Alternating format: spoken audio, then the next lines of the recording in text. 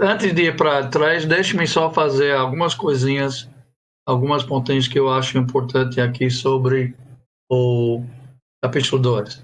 Capítulo 2 eu uso, às vezes, para evangelismo. Eu creio... Eu antigamente, na verdade, eu criei uma série de estudos quando meu filho mais novo, não, meu filho, dos rapazes, realmente, ele é do meio, porque eu tenho uma filha, que é a mais nova, a caçula, mas o Anthony chegou a mim pedindo batismo, ele queria ser batizado. Eu pensei que ele estava um pouco jovem, o irmão dele já tinha chegado à idade ainda, mas o mais jovem pediu o batismo primeiro, então eu resolvi estudar com os dois juntos, né? Eu criei uma série de 5 lições baseadas nessa passagem, que depois eu usei com outras pessoas também, mas os dois acabaram depois, quando a gente terminou essa série, os dois foram batizados, graças a Deus. Né? Um momento muito especial, não é, Valdizão? E quando os nossos filhos se entregam também Com a certeza, Cristo. com certeza. Aí, então, eu queria compartilhar com vocês, porque pode ser usado, não com filhos, necessariamente, pode também, mas com qualquer pessoa, né? E às vezes eu chamo até capítulo 2, versículos 1 até 10, o Evangelho de Paulo. É o que ele pregava. E por que ele pregava também, né? Que é uma coisa interessante, porque a gente precisa, às vezes, quando nós estamos evangelizando, falar sobre o pecado e as consequências do pecado, para a pessoa entender as consequências que ele vai receber se ele não resolver o problema do pecado que ele tem. Aí, então, essa lição aparece também, e depois, então, fala sobre o que Deus fez e fala o que nós devemos fazer. Então, mas veja, Romanos, quando alguém está estudando Romanos, às vezes diz Romanos é o evangelho do apóstolo Paulo. Eu entendo o que eles estão dizendo, né? Porque Paulo, ele expõe dentro desse livro o evangelho que ele pregava. Ele começa também falando do pecado. Ele começa também falando do pecado. É interessante, ele começa falando do pecado dos gentios. Não, eu não sei se os judeus que estavam lendo a carta estavam dizendo, mesmo, os gentios são ruins, não é? Mas aí ele chega e ele diz, não, mas vocês também, não é? Nós também. Nós, porque ele também era judeu. Nós também. Então, a conclusão dele é que todos pecam e carecem da glória de Deus, né? Em Romanos. E aí, então, ele começa a falar sobre a fé e como nós somos salvos pela fé. Este é o evangelho que ele prega. Então, Efésios, capítulo 2, versículos 1 até 10, é Romanos em miniatura, ok? É reduzido, mas é praticamente a mesma mensagem, porque ele começa, ele vos, nos vossos delitos e pecados. Então, quem é esse vos e vós e vossos? Aí, eu acredito que é os gentios, entende? Os gentios que estavam na igreja em Éfeso. E porque também, no início do versículo 3, ele muda o pronome e ele começa a dizer todos nós. Aí ele é judeu, então eu entendo que ele está incluindo os judeus, a mesma coisa que ele faz em Romanos. Aí então ele diz que todos nós, né, somos condenados realmente por causa do pecado. Porque a gente seguia as inclinações da nossa carne, a vontade dos pensamentos, né, dos nossos próprios pensamentos, e éramos por natureza filhos da ira. Então, mas desse trecho, então, tudo bem, o Evangelho de Paulo, tá bom? Então, mas nesse trecho, então, usando no evangelismo, eu tiro 5 lições importantes aqui, e o primeiro é o seguinte, deixa-me ver aqui se eu posso ver melhor. O primeiro é o nosso estado sem... Eita, momento, parou de funcionar aqui. O nosso estado... Pronto, e agora? o estado sem Cristo, né? Mortos, né? Como ele disse em versículo 1, mas perdidos, né? Perdidos no mundo, mas perdidos eternamente também. Ele termina esse trecho dizendo filhos da ira. Então, nessa parte, claro que eu não fico somente aqui é a base das 5 lições, e de lá eu falo sobre o pecado, o que é pecado, como nós pecamos por pensamentos, nós pecamos por atitudes, nós pecamos por ações, nós pecamos por palavras, e eu cito versículos de outros lugares também sobre isso, para ensinar a pessoa que devido aos nossos delitos e pecados, nós somos merecedores da ira de Deus, né? E nós devemos fazer tudo o que podemos fazer para sair dessa situação, né? Só que a segunda lição, então, o homem, então, entendendo às vezes que ele está nessa situação, ele tenta a salvar a si mesmo. Mas ele não pode. Versículo 9 diz, não de obras para que ninguém se glorie. E aí você fala de várias tentativas, né? Eu uso, por exemplo, o apóstolo Paulo. O apóstolo Paulo sempre tinha uma boa consciência, sabia disso?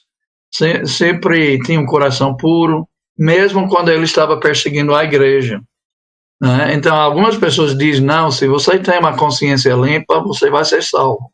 Mas aí o apóstolo Paulo mostra que isso não é a verdade, que nós temos que entregar as nossas vidas a Jesus Cristo e ter os nossos pecados lavados também naquele momento de fé que a gente chama de batismo, né? Imersão nas águas, então, e aí nossos pecados são lavados. E Cornélio é outro. Cornélio foi um bom homem, um homem de, vamos dizer, de alta moralidade na sociedade dele. Aí, então, mas ele também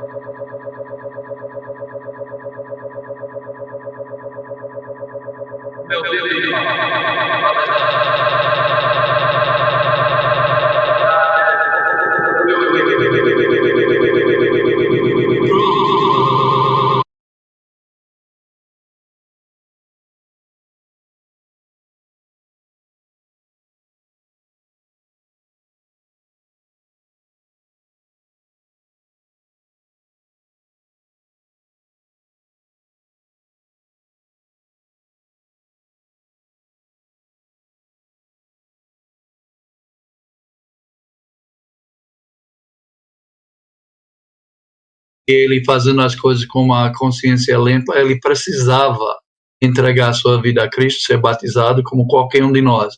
Cornélio, um homem de moralidade naquela sociedade, ele também precisava, né? Ele precisava também realmente ouvir o evangelho. Pedro foi para lá e pregou para ele, e ele tinha que entregar a sua vida também. Pedro até ordenou que fosse batizado nas águas, e ele foi, e toda a sua casa. Então, não era suficiente ser um bom homem, não era suficiente ter moralidade alta, né, ou consciência limpa, né, como Paulo. E também tem gente que pensa, né, que a gente bota os pecados em um lado e as boas obras no outro. Se a gente consegue equilibrar ou até ter mais boas obras do que a gente tem pecados, então Deus vai nos salvar algum dia. Não é a verdade, não de obras para que ninguém se glorie. E também, número 3 aqui, fala sobre o que Deus fez. Vocês devem lembrar o que a gente estudou a partir do versículo 4, né? Mas Deus, sendo rico em misericórdia por causa do seu grande amor, aí finalmente ele chega a dizer a suprema grandeza da sua graça nesse trecho aí. Então você fala sobre a misericórdia, o amor de Deus de mandar seu Filho unigênito para morrer em nosso lugar. Fala da graça também, explica o que quer dizer graça. E aí, então, depois, o que o homem deve fazer? E ele deve ter fé, mas essa fé vai levar ele a arrepender dos seus pecados, vai levar ele a entregar sua vida a Jesus, confessando ele como Senhor, e vai levar ele para ser batizado também. E então, finalmente, então, depois disso, então, como o homem salvo deve viver. Então, vamos agora ver isso aqui também. A fé levará o perdido a cumprir certas condições para receber a graça. Imagine uma festa de aniversário e que o aniversariante possui uma dívida financeira impagável para ele. Então, um dos seus amigos, uma pessoa rica, ao mesmo tempo generosa, resolve pagar aquela dívida e colocar em um envelope o valor exato daquela conta. Ao chegar na festa, entrega o presente ao aniversariante. Neste caso, o aniversariante não trabalhou por aquele dinheiro, não fez nada por merecê-lo. É fruto do trabalho de outro que graciosamente lhe oferece para o pagamento da sua dívida. Mesmo assim, o aniversariante ainda tem o direito de recusar aquele presente. Aqui ficaria assim, sem aplicação prática para aquele que o rejeitou. Seria um pouco tolo, né, aqui. Isso vem de uma história que eu encontrei nesse site aí. Eu não sei, nem sei se é dos irmãos, mas eu acho que, fala a verdade para nós aqui, diz que somente cristão né, aí, então, também o Agostinho de Hipona, né, o teólogo do século V, disse o seguinte: Deus que te criou sem ti, não te salvará sem ti. Então quer dizer que nós temos a parte nossa, que nós temos que fazer. Algumas pessoas que entendem que a salvação é pela graça, não de obras, que é a verdade, né? Entendem que o batismo, então, seja uma obra e, portanto, nós não somos salvos no momento do batismo. Bem, então, a ilustração é mais ou menos como aquela festa, né? Então, tem um homem aqui que tem dinheiro e ele oferece um presente para você, né? Isso é você aí. Esse baixinho gordinho aí, é você. Esse mais alto, magrinho sou eu. Ok? Então, oferece, eu dou um cheque para você de R$1.000, ok? De R$1.000. Então, você vai agradecer, obrigado, muito obrigado, estava precisando de dinheiro mesmo, e agora, muito obrigado por ter me dado isso. Você confia no seu amigo, você confia que ele lhe deu um cheque que realmente vale aquele prêmio que ele está falando, aqueles R$1.000, ok? E aí, então, o que você vai fazer com aquele cheque? Tá vendo o cheque na mão aí? Aí, então, você vai pegar o cheque, né? Estender a sua mão e receber o presente. Depois você vai pegar uma condução, né? E você vai para onde? Você vai para o banco e vai lá, você vai ficar na fila do banco, todo banco tem fila, né? Aí você fica na fila do banco. O que mais? Então, quando você chegar lá no caixa, você vai estender a mão e dar para ele o cheque e ele vai olhar na conta da pessoa, verificar o cheque, verificar a assinatura e tudo mais, e aí, então, finalmente você recebeu o seu presente, que é o dinheiro que o cheque representava, mas não é o dinheiro em si. Não é? Então, veja bem aqui. Vai comigo nesse raciocínio. Mesmo pegando o cheque, pegando a condução, ficando na fila, estendendo a mão para dar o cheque para o caixa, nada disso faz a pessoa merecer os R$1.000 que recebeu. Nada. Pelo fato que ele ficou na fila, ele tem que ficar lá 3 horas. Isso não faz ele merecedor. Se ele tem que ficar lá 6 horas para finalmente trocar esse cheque, não faz ele merecedor, né? Se ele pega um táxi, o táxi se perder, leva 2 horas para chegar no banco, né? Não faz ele merecedor no cheque, né? Ele não fez nada para ganhar esse dinheiro, mas ele precisava fazer essas etapas aí para realmente pegar no presente de verdade. Então, não é muito diferente, então, com a nossa salvação, né? Então, nosso amigo chega e ele diz, Jesus salva, mas você tem que ter uma fé obediente, ok? Você tem que obedecer o Evangelho. Então, a nossa fé, também confiando em Jesus, vai nos levar a fazer o quê? Se nós realmente temos fé, então, nós vamos crer que Deus existe, né? E que Ele se torna galardoador dos que o buscam, né? Como Hebreus 11:6 diz. Nós vamos arrepender dos nossos pecados, como Atos 2 e outras passagens, 2:38 e outras passagens também diz, arrepender dos nossos pecados.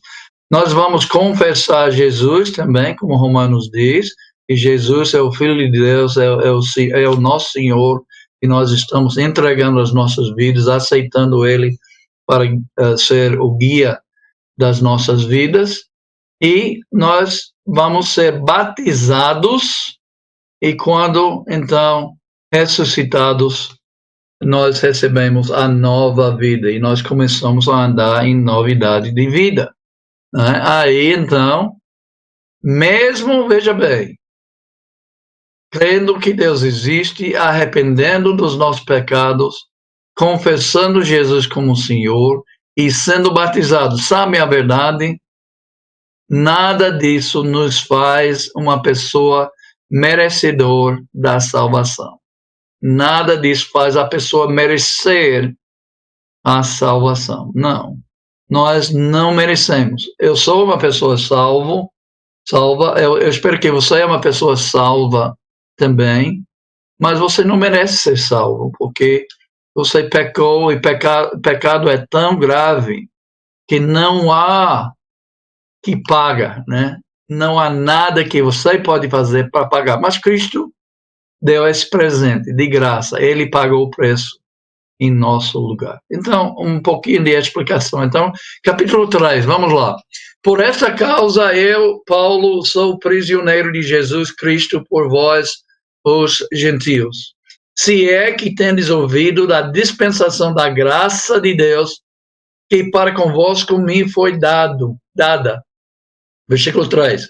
Como me foi este ministério manifestado pela revelação, como antes um pouco vos escrevi. Por isso, quando ledes, podeis perceber a minha compreensão no ministério de Cristo. Então, primeira parte aqui, 3, versículos 1 até 4. Fala sobre o ministério de Paulo. E é muito interessante aqui como ele é tão grato a Deus pelo ministério dele neste capítulo todo, ok? Então vamos vendo isso. Ele mesmo sendo um prisioneiro de Cristo, mas na verdade nós sabemos que ele era prisioneiro em Roma, né? Prisão em Roma. Aí em Atos 28, versículos 16 a 31, nós podemos ler que ele estava numa casa alugada, então ele tinha uma prisão domiciliar, né? Aí, mas provavelmente tinha também guardas lá, né? Porque ele era preso mesmo, né? Ele não podia, eles não tinham essas coisas eletrônicas, tornozela, né? Tornozelo, aquela coisa que coloca, né, para a pessoa não fugir.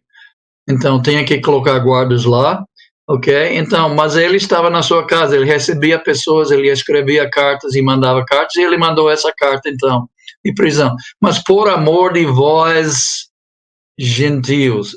Paulo era, então, o apóstolo aos gentios, mesmo que ele amava seu povo, os judeus, e também ensinava a eles, mas principalmente os gentios, né, como Pedro era o apóstolo aos judeus, né? Então, ele reconheceu aqui também, que, nesse trecho de 1 até 4, que seu ministério foi um presente de Deus. É chamado graça, mas graça, na verdade, é presente. É um presente de Deus. Como seria bom se todo mundo que tem ministério na Igreja de Cristo hoje reconhecesse que o ministério que nós temos é um presente de Deus, é uma honra para nós, é uma honra que Deus confiou esta graça, este presente em nossas mãos. E Paulo, então, está nos ensinando alguma coisa com a atitude dele aqui nesta passagem também. E qual foi o ministério? A revelação do mistério. Então, veja bem, nós vamos ter resumidamente aqui o que é o mistério de Deus que ele revelou. Ele menciona em capítulo 1, deixa-me ver até o versículo, acho que é versículo 6, né? Deixa-me ver aqui, não é 6, 9, ok? Desvendando-nos o mistério da sua vontade, segundo o seu beneplácito que propusera em Cristo. Então, desde capítulo 1, então, nós estamos falando do mistério. Né? Capítulo 2 também fala do mistério, talvez a gente não sabe o que é o mistério ainda, mas aqui a gente vai entender que ele estava falando do mistério em capítulo 2. Tem. Ele diz, como antes um pouco vos escrevi. Ele já escreveu, ele disse, há pouco tempo atrás. Algumas pessoas pensam até que ele está falando de uma outra carta.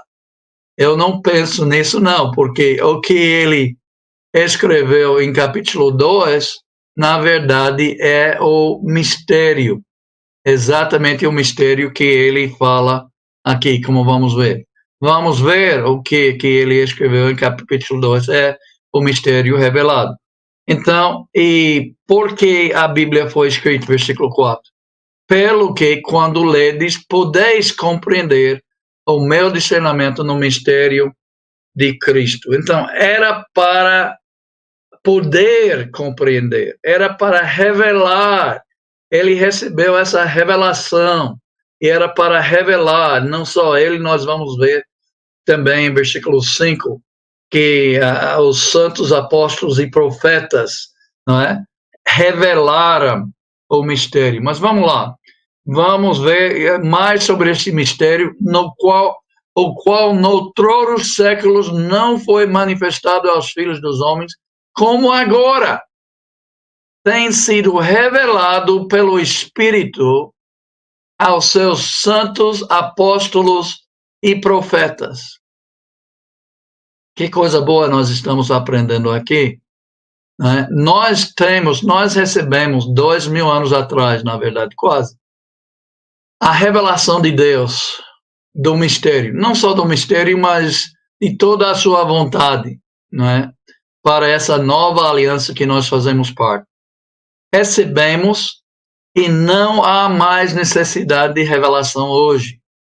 Né? Infelizmente, você vai ouvir pessoas dizendo, eu recebi uma revelação de Deus. Né? E ele vai contando para a igreja dele qual é essa revelação que ele recebeu de Deus. E um pastor recebe uma revelação de Deus e ele disse, por exemplo, Deus falou comigo que as mulheres não podem usar calça comprida, né? E o pastor ao lado disse a mesma coisa, disse, Deus revelou para mim que as mulheres podem usar calça comprida. Quem está certo? Sabe alguma coisa? Eu vou dizer, nenhum dos dois está certo, Por quê? Porque ele não recebeu revelação de jeito nenhum. Ele está se colocando no mesmo nível do apóstolo Paulo e estes santos apóstolos e profetas ao anunciar que ele recebeu uma revelação de Deus. Veja aqui a Bíblia, ok? Então, vamos abrir aqui atrás. Está vendo? Está em branco? Está em branco. Então, eu já desafio esses homens. Se você está recebendo a revelação de Deus, então escreve aqui nessas páginas e vamos preservar estas revelações de Deus para outras gerações, como está acontecendo aqui, né? Noutros séculos, em outras gerações, não foi manifestado aos filhos dos homens agora, como agora tem sido revelado pelo Espírito aos seus santos apóstolos e profetas. E lembra o que ele falou antes? Quando você ler, você pode compreender. Algumas pessoas dizem, a Bíblia é tão difícil, eu não posso. A Bíblia foi escrita para ser compreendida, né? Essas cartas de Paulo não foram escritas para ser mal entendidos, mas para ser compreendidas. Então, nós podemos. Ele afirma, o apóstolo Paulo afirma que podemos. Mas esses caras que estão falando que recebem uma revelação de Deus hoje, não é a verdade. Foi revelado aos seus santos apóstolos e profetas que eles não são. Eles não são. Nós já recebemos tudo que nós precisamos e não precisa mais nada. Dá uma olhada aí em Judas, aquela pequena carta antes de Apocalipse, Judas, em versículo 3, ok? Versículo 3 ele disse, só resta a gente batalhar para defender a fé nossa uma vez para todas entregue aos santos. Então, naquela época, Judas já podia falar que já tinha recebido a fé, tudo a respeito da fé cristã naquela época, e uma vez por todas, e só precisava defender aquilo que já foi revelado. Continuando aqui, versículo 6 é o mistério em resumo, em 3 pontos, ok? A saber que os gentios são cordeiros e de um mesmo corpo, participantes da promessa em Cristo pelo Evangelho. Então, da qual fui feito ministro pelo dom da graça de Deus. Mais uma vez, ele volta. Eu recebi essa graça grande de Deus. Esse ministério que eu tenho de revelar o mistério ao povo hoje em dia é um dom da graça de Deus, é um presente de Deus que me foi dado segundo a operação do seu poder, né? Então, muito bom. Então, aqui é o resumo, de novo, não foi entendido em outras gerações como agora foi revelado, né? Quem recebeu a revelação? Santos, apóstolos e profetas no Espírito. E se nós ainda estamos recebendo hoje, então vamos escrever e preservar para outras gerações. Mas não é a mesma coisa, não devemos usar essa linguagem de eu receber a revelação de Deus, né? Então, especificamente, qual foi o mistério? 3 coisas. Que os gentios são cordeiros, sabe? Os judeus não entenderam isso. É por isso que era mistério. Em outras gerações, lá no passado, no Antigo Testamento, eles não entenderam que os gentios seriam co-herdeiros com eles. Os gentios seriam co-participantes da promessa em Cristo Jesus por meio das boas novas do Evangelho de Jesus Cristo. E que os gentios são membros do mesmo corpo que nós sabemos que corpo aqui Paulo usa para representar a igreja, né, o reino de Deus. Então, os gentios fazem parte do reino de Deus, os gentios fazem parte do corpo de Cristo, os gentios também, junto com os judeus, fazem parte da igreja de Jesus Cristo. E aí, Paulo, então, em versículo 7, diz que foi constituído ministro, né, mais uma vez, deste mistério, né, conforme o dom da graça me concedido, segundo a força operante do seu poder. Ele entendeu que ele está realizando o seu ministério através do poder de Deus nele, e nós devemos entender isso também. Então, agora versículos 8 até 13, ok?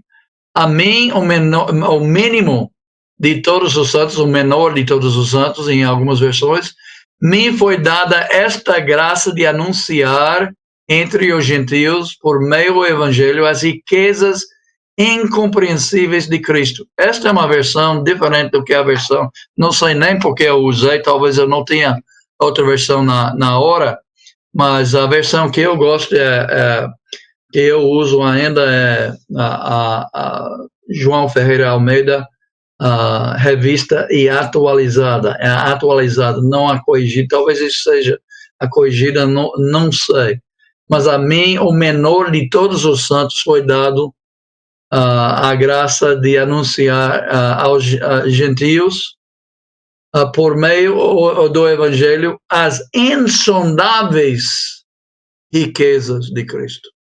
Agora, eu gosto mais dessa expressão, insondáveis. Tudo bem, as riquezas incompreensíveis de Cristo também. É uma expressão bonita também.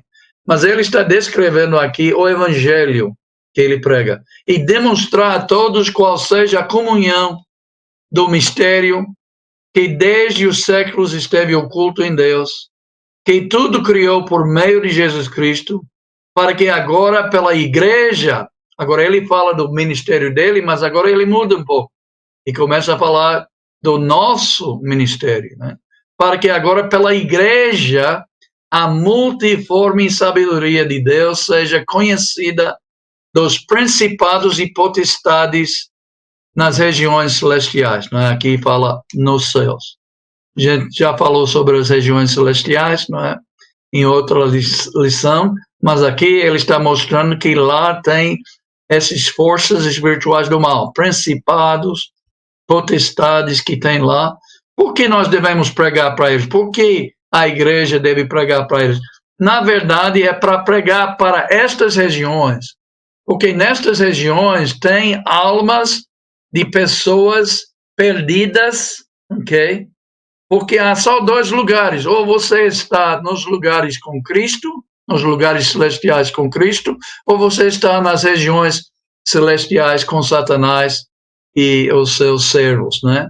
Aí, então, todo mundo precisa ser transportado do império das trevas, do império de Satanás, para o reino do Filho do amor, né, de Deus, né, do Filho de Deus. Então, quando nós estamos pregando para as regiões celestiais, onde tem esses principados e potestades, é para que as almas perdidas sejam transportadas aí. Segundo, e isso, algumas pessoas também dizem que a igreja foi um segundo plano, um plano B, que o plano A de Jesus estabelecer o seu reino não deu certo, foi rejeitado, foi crucificado. Aí, então, Jesus instituiu um segundo plano e colocou a sua igreja no lugar. Errado isso. Segundo o eterno propósito que fez em Cristo Jesus nosso Senhor. Então, a igreja também faz parte do eterno propósito de Deus. Não é um plano B, não é alguma coisa que ele tinha que fazer. E é até um pouco ridículo, porque essa doutrina dizem que a igreja foi colocada para ser uma ponte, né? Até que chegasse o reino de Deus. Jesus falhou e não conseguiu estabelecer seu reino, então algum dia ele vai voltar para estabelecer seu reino, mas nesse meio tempo, então, nós temos a igreja. Não. Porque, gente, se nós entendemos que Cristo falhou na primeira vez que ele veio, o que impede que ele falhe na segunda vez, quando ele voltar? Entende? Então, não pode ter isso. Cristo não falhou, não. Esse faz parte do plano.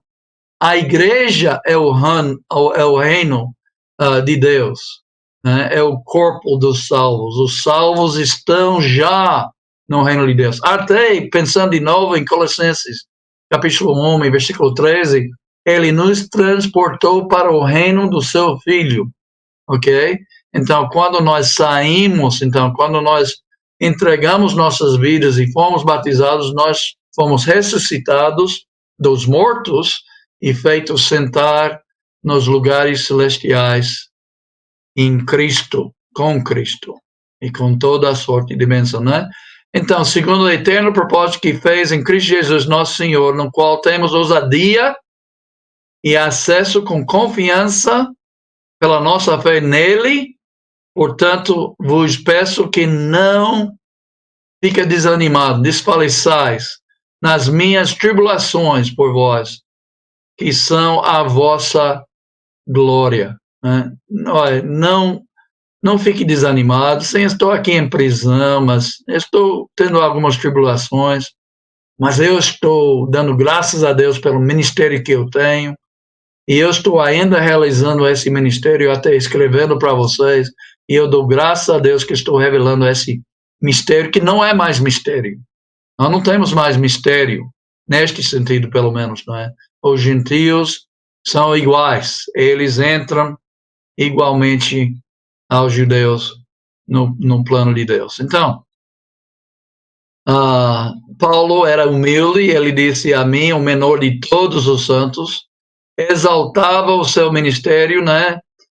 Na última parte desse versículo, ele diz: me foi dada esta graça de pregar aos gentios o evangelho aqui está, na minha versão, as insondáveis riquezas de Cristo.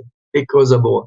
Né? Aos gentios, o evangelho descrito como insondáveis riquezas de Cristo. Versículo 9, manifestar qual seja a dispensação do mistério desde os séculos oculto em Deus que criou todas as coisas, e o ministério da igreja também é pregar, só que ele usa uma expressão diferente para representar o evangelho, a multiforme sabedoria de Deus. Então, as insondáveis riquezas de Cristo, a multiforme sabedoria de Deus. É a sabedoria de Deus. Em 1 Coríntios, ele começa aquela carta falando que algumas pessoas do mundo acham uma loucura a cruz de Cristo, que sendo salvo por alguém que morreu numa cruz, isso é uma loucura. Mas ele diz para nós, é a sabedoria de Deus. E aqui, então, quando nós estamos pregando a cruz de Cristo, nós estamos pregando, então, a multiforme sabedoria de Deus. E é o ministério da igreja, né? Pela eternidade, desde a eternidade, versículo 11, o propósito de Deus incluía a igreja, então, como deve ser desempenhado o desempenho da igreja nesta missão. Então, versículo 12, pelo qual temos ousadia. Gente, nós precisamos ter mais coragem mesmo para pregar esta insondável riqueza de Cristo, esses multiforme sabedoria de Deus, né? E nós temos acesso com confiança mediante a fé nele, tanto judeus como gentios. Até em capítulo 2 ele diz que nós temos acesso no mesmo Espírito a Deus Pai, né? Então, nós não devemos ficar desanimados, nem com as perseguições dos outros, nem com as nossas dificuldades também.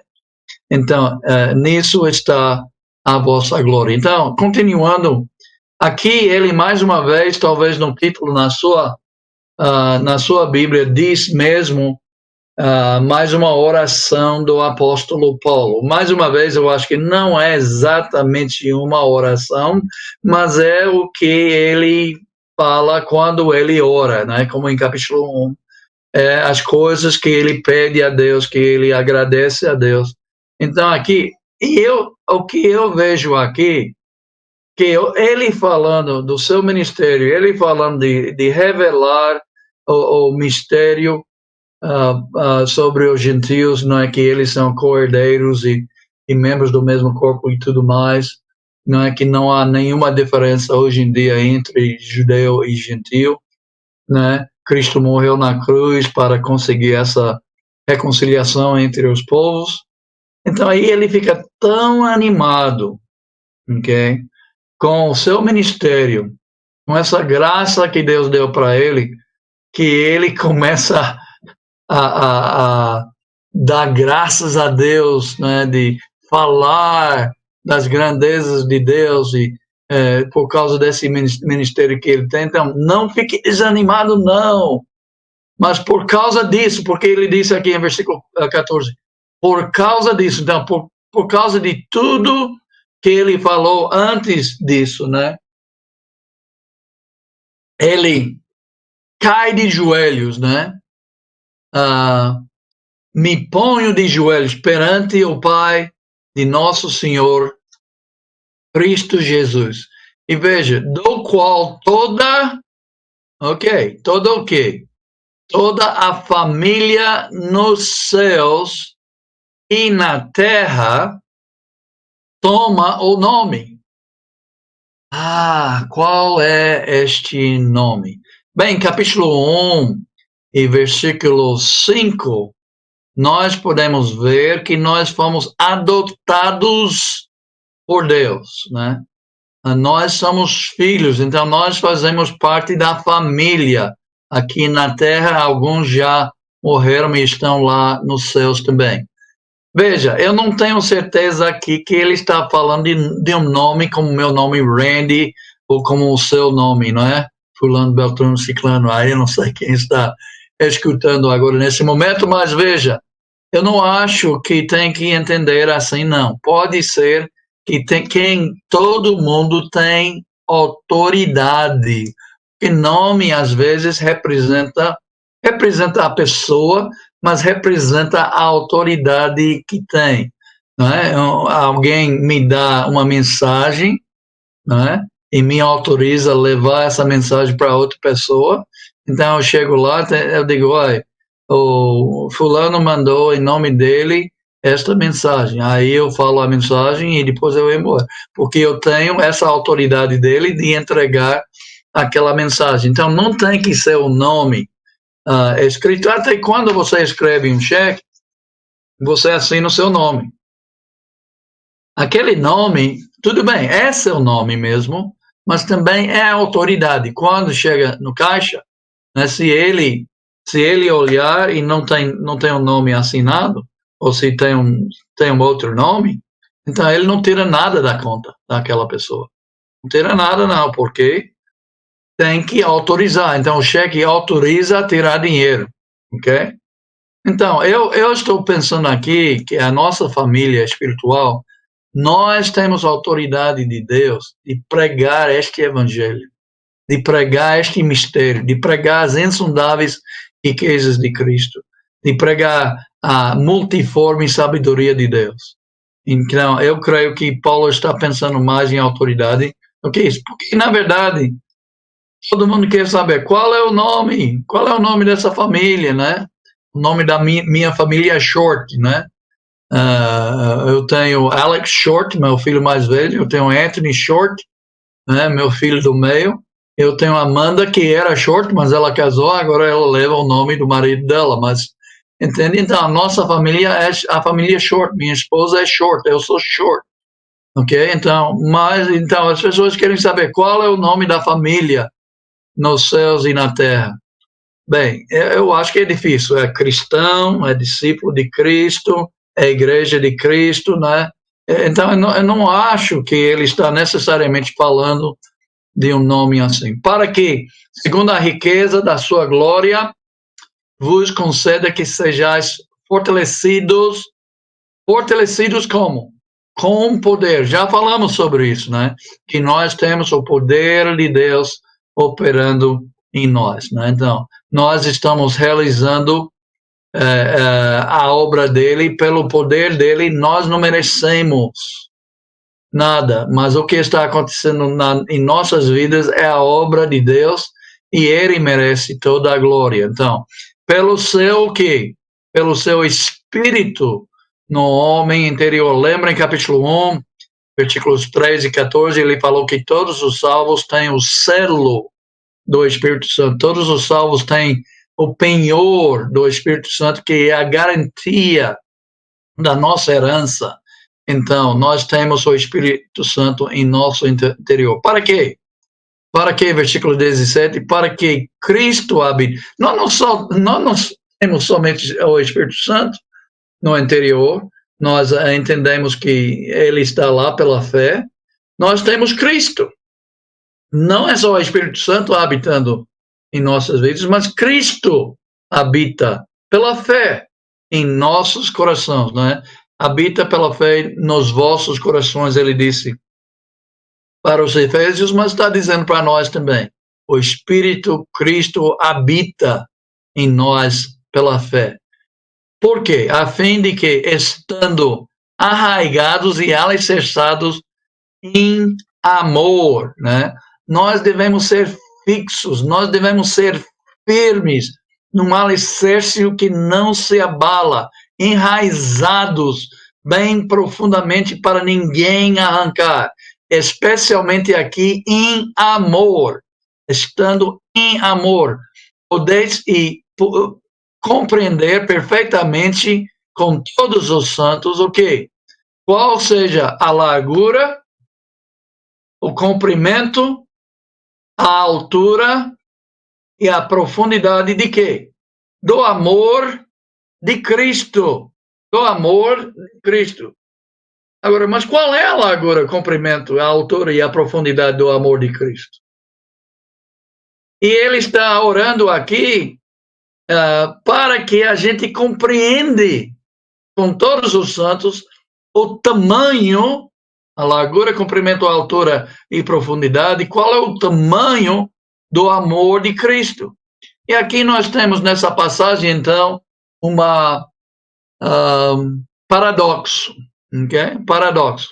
Porque, por um lado, ele ora para a gente ter essa compreensão do amor de Cristo, né? Mas, por outro lado, ele vai dizer o quê? Excede todo entendimento. Então, ele ora que pode compreender o que ninguém pode entender. Ok? Entende o que ninguém pode entender. Compreende o que ninguém pode compreender. Que coisa boa, né? Mas realmente o amor de Cristo é tão grande, é tão larga, é tão alta, é tão longa, é tão profunda que ninguém realmente pode sondar até o fim desse amor. Ninguém pode entender completamente, mas é a nossa oração que chegamos a esta compreensão do amor de Cristo, para que sejam cheios toda a plenitude de Deus, que também é o alvo. Ele queria que os efésios, e indiretamente queria que nós também sejamos cheios do amor de Cristo. Kathy, can you help me out a little bit? I need that stop. Okay.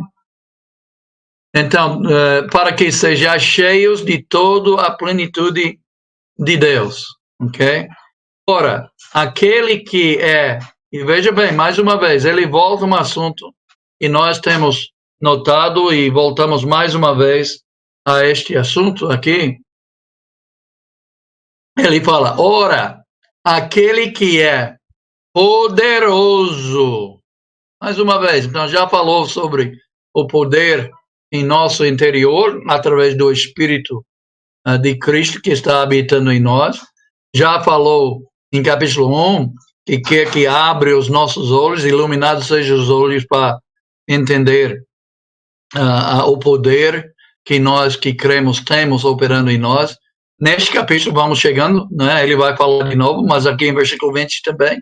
Ora, aquele que é poderoso para fazer o quê, então? Ok, aí vem infinitamente